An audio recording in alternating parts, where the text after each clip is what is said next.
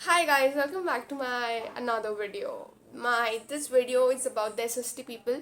SST का paper है तुम्हारा 5-6 दिन बाद. तुम्हारे पास इतने ही दिन बचे हैं. पहले तो मैं बोल रही हूँ पूरी जी जान लगा दो पढ़ने में. तुम्हारे पास इतने ही दिन है, उसके बाद तुमको रेस्ट ही करना है यार.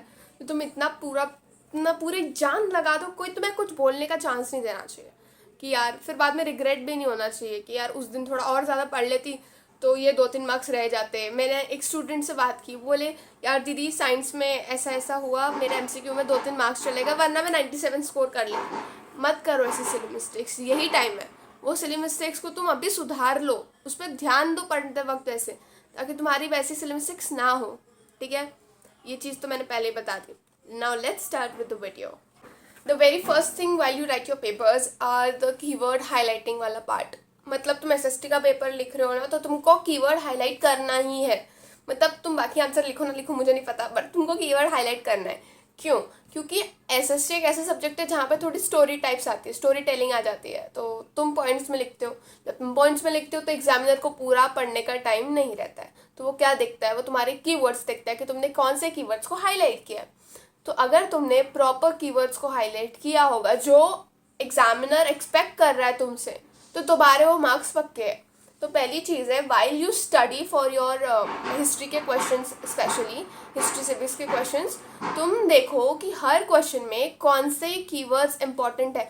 तुम अभी इतने तो केपेबल हो गए हो कि तुमको समझ में आ जाएगा कि कौन से वर्ड्स कीवर्ड्स है. तो as per that you have to keep highlighting those keywords so that you keep in your mind that you have to write in your exams as well and you have to highlight there. तो वैसा याद रखना. वैसे exams के questions को अभी भी prepare करना. तुम्हारे पास अभी भी 4-5-6 दिन है. तो जब तुम क्वेश्चंस पढ़ोगे तो वो चीज़ तभी रिकलेक्ट करने के लिए वो प्रैक्टिस. और ऐसे बहुत क्वेश्चंस होते हैं जहाँ पे तुम्हें 3-4 क्वेश्चंस रहते हैं, तुम्हारा उसका एक ही आंसर बनता है. मतलब तुम्हारे इतने डिफरेंट वेज में तुमको क्वेश्चन पूछता है, बट तुमको आंसर तुमको वही लिखने, तुमको वही 4 पॉइंट हर जगह छापने. अगर तुमको वो क्वेश्चन उठा के आगे तो वो भी प्रिपेयर करो. बहुत सारी गाइड्स में वैसे तरीके से दिया रहता है, बहुत सिंपल तरीका है. मतलब तुम देख लो कैसे पूछे. क्वेश्चंस में भी कीवर्ड्स होते हैं. मतलब अगर एक ही चीज़ बार बार रिपीट हो रही है क्वेश्चंस में, लिबरल नेशनलिज्म, हर क्वेश्चन में वो वर्ड आ रहा है, तो समझ जाओ कि तुमको वो ही आंसर्स लिखना है. Not answers. ठीक है. अभी सेकंड चीज़, जब तुम क्वेश्चन पेपर तुम्हारे हाथ में आ गया तो तुम तभी डिसाइड कर लो कि तुमको कौन से ऑर्डर से सॉल्व करना है, ABCD या फिर DCBA. मेरा ये मानना है कि जब मैं पढ़ती थी तो मुझे कॉन्फिडेंस क्या आता था 5 मार्क के क्वेश्चन में, क्योंकि मुझे पता रहता था कि मुझे कौन से पॉइंट्स जल्दी छाप के वो मार्क्स ग्रैब कर लेना है. तो मैं वो पहले छोड़ती नहीं थी. जो मुझे पता है कि मुझे आ रहा है तो पहले मैं वो लिख देती थी, ताकि एग्जामिनर मुझे उसमें पॉइंट्स दे दे. बाकी मुझे नहीं पता. जो तुमको आ रहा है वो तुम पहले लिखो, जो नहीं आ रहा है वो बाद में देखो. जो तुमको आ रहा है वो पहले लिखो. वो मार्क्स तुम एटलीस्ट अपने हाथ में ले लो. उससे तुम्हारा टाइम वेस्ट भी नहीं होगा, तुम्हारा पूरा टाइम मैनेज होगा, तुम्हारा पेपर टाइम के हिसाब से खत्म हो जाएगा. तुमको लास्ट में भी टाइम मिलेगा पेपर रीचेक करने के लिए, पेपर के कीवर्ड्स को हाईलाइट करने के लिए, और पेपर के अनसॉल्व क्वेश्चन जो तुमने अगर छोड़े होंगे वो सॉल्व करने के लिए. समझ गए? इसको कहते हैं टाइम मैनेजमेंट. जो नहीं आ रहा है वो तभी के तभी छोड़ देना, उस पर टाइम वेस्ट नहीं करना. थर्ड पॉइंट, जब तुम क्वेश्चन पढ़ते हो तो तुम्हारे माइंड में बहुत सारी चीज़ें आ जाती है कि इसमें क्या लिखना है. जैसे अगर कोई क्वेश्चन आया तो तुम डायरेक्टली क्वेश्चन का आंसर लिखने मत जाना. क्यों? मैं बता रही हूँ. अब मैंने बोला एग्जामिनर के पास टाइम नहीं रहता है. सबसे बेस्ट चीज़ लिखना है तुमको आंसर में, ताकि एग्जामिनर खुश हो के बस टिक दे दे, मार्क्स दे दे, खत्म करे. तुमको क्या करना है, back of the answer sheet में जो लास्ट पेज रफ पेज का होता है उसमें तुमको 3-4-5 डैश डाल के तुमको आगे कीवर्ड्स लिखना है कि तुमको वो पॉइंट में क्या हाईलाइट करना है. तो तुमको पता रहेगा कि तुम्हारा सबसे मोस्ट इंपॉर्टेंट पॉइंट, जो भी तुम्हारा मोस्ट बेस्ट इंपॉर्टेंट पॉइंट है ना, वो तुम्हारा फर्स्ट पॉइंट होना चाहिए. वो याद रखना. ठीक है, वो लिख दिया. फिर सेकंड पॉइंट में क्या लिखना है, थर्ड पॉइंट में क्या लिखना है, फोर्थ पॉइंट में क्या लिखना है. इसमें तुम्हारे 10 से 15 सेकंड जाएंगे, मुझे चलेगा 10 से 15 सेकंड जाएंगे, लेकिन बाद में तुम्हारा उस पर टाइम वेस्ट नहीं होगा, क्योंकि तुमको अगर याद आएगा कि ओ शिट मुझे तो ये पॉइंट भी लिखता था, ये पॉइंट तो बहुत अच्छा है, ये अगर लिख दो तो मार्क्स मिल जाएंगे. लेकिन अगर वो तुम्हारा सीक्वेंस बिगड़ गया ना आंसर का, तो it will not look good. अच्छा नहीं लगेगा, ऐसा लगेगा कि तुमको नहीं आता आंसर, इसलिए तुमने थोड़ा हाफिजार्ड वे में लिखा है. इसलिए पहले ही आंसर का सीक्वेंस डिसाइड कर लो, पॉइंट्स का सीक्वेंस डिसाइड कर लो. ठीक है.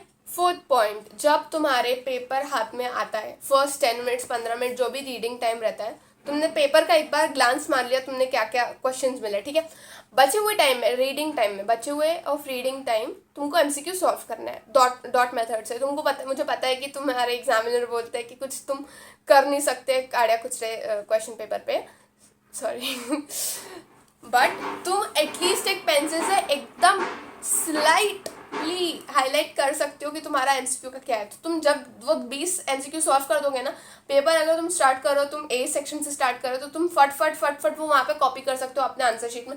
तब तुमको सोचने में टाइम नहीं लगाना है, समझ गए? तुम्हारा वो एक सेक्शन तभी रीडिंग टाइम में पूरा हो जाएगा, ये समझो। नाउ नेक्स्ट फिफ्थ पॉइंट, जो क्वेश्चन नहीं आ रहा है उसके लिए तुम स्पेस अकॉर्डिंगली उसके हिसाब से लीव कर लो। 3 मार्क का क्वेश्चन है तो तुम 6 लाइंस लीव कर लो। तुमको एकदम क्लीनली लिखना है पेपर में, ये हर वीडियो में बोल रही हूँ। पेपर बहुत सुंदर होना चाहिए, प्लीजिंग होना चाहिए आंखों को, तो वैसे लिखना है। तो उस हिसाब से तुम अपनी हैंडराइटिंग को जज करके उतनी लाइंस छोड़ देना है। बैठ के सोचना नहीं है कि तुमको क्या लिखना है आंसर में, ठीक है? तुमको क्वेश्चन नहीं आ रहा है, तुमको रिकलेक्ट नहीं हो पा रहा है कि वो कौन से चैप्टर से है या कौन से पॉइंट्स लिखने हैं, तो तुम उस हिसाब से उतना पेज छोड़ दो, उतना हाफ पेज जो भी है स्पेस छोड़ दो और नेक्स्ट क्वेश्चन पे जाओ। तो तुमको आता है, मैंने वो पहले भी बोला कि जो तुमको क्वेश्चन आता है वो लो, ताकि तुम ज़्यादा से ज़्यादा मार्क्स उस टाइम पे ग्रैब कर सको। ऐसा ना हो कि जो तुमको क्वेश्चन नहीं आ रहा है उसके तो मार्क्स जा ही रहे हैं, बट जो तुमको आता है उसके लिए टाइम नहीं बचा और वो भी मार्क्स चले गए। इसलिए पहले जो आता है attempt that first and then जो नहीं आता है वो लास्ट में, और जो नहीं आता है उसका भी मैं बताऊंगी क्या होगा। Next point is that only कि जो क्वेश्चन तुमको नहीं समझ में आ रहा है कि क्या लिखना है उसमें, जो भी तुमको याद आ रहा है चैप्टर में से, जो भी स्टोरी याद आ रही है ना, वो लिख डालो। अब तुम्हारे पास ऑप्शन तो है नहीं, अगर तुमको समझ नहीं आ रहा है तो तुम क्वेश्चन तो लीव कर नहीं सकते हो। कोई भी क्वेश्चन लीव नहीं करना है तुमको, एमसीक्यू भी अटेम्प्ट करके आना ही है। एमसीक्यू में बहुत बार होता है कि हर पेपर में एक आधा ना ऐसा निकल ही जाता है जो रॉन्ग रहता है, मतलब समझ रहे होंगे, मुझे वर्ड नहीं आ रहा, मतलब उस पर रॉन्ग रहे या राइट रहे, तुमको अटेम्प्ट करो तो तुम्हें मार्क्स मिल जाते हैं। तो तुमको हर क्वेश्चन अटेम्प्ट करना है, ठीक है? तो जो क्वेश्चन नहीं आ रहा है उसमें उसके हिसाब से थोड़ा रिलेट करो कि कौन से चैप्टर में से तुम्हें कीवर्ड्स अगर याद होंगे चैप्टर का, देखो क्वेश्चन में, देखो कि क्या लिखा है, ठीक है, और वो कहाँ पे आया है। जब वो आया तो तुमको वो चैप्टर में से जो याद आ रहा होगा ना पॉइंट्स, वो बेस्ट पॉइंट्स तुम रफ पे लिख लो, उसके बाद तुम वो छाप डालो आंसर शीट पे, ठीक है? ये बेस्ट ऑप्शन रहेगा वो क्वेश्चन अटेम्प्ट करने के लिए जो तुमको नहीं समझ में आ रहा है। Last and most scoring point जहाँ पे तुम सबसे ज्यादा स्कोर कर सकते हो, तुम्हारा मैप वर्क। देखो तुम्हारे इस बार में तो पूरा पोर्शन हिस्ट्री का बहुत कम आया है, हमको पूरी बुक्स थी, पूरे चैप्टर्स थे, 5 चैप्टर्स थे हिस्ट्री के, तुमको तो 3 सवा 3 चैप्टर्स ही आ रहे हैं। तो तुम एकदम ये 4-5 दिन तो मस्त पढ़ डालो, मत छोड़ो ये 4-5 दिन, ठीक है? मैप वर्क के लिए मैप वर्क पूरा अच्छे से देख के जाओ, खुद 2 बार एटलीस्ट एग्जाम के पहले प्रैक्टिस करो, खुद लिख के, मतलब खुद मार्क करके प्लेसेस, उसे तुमको याद रहेगा।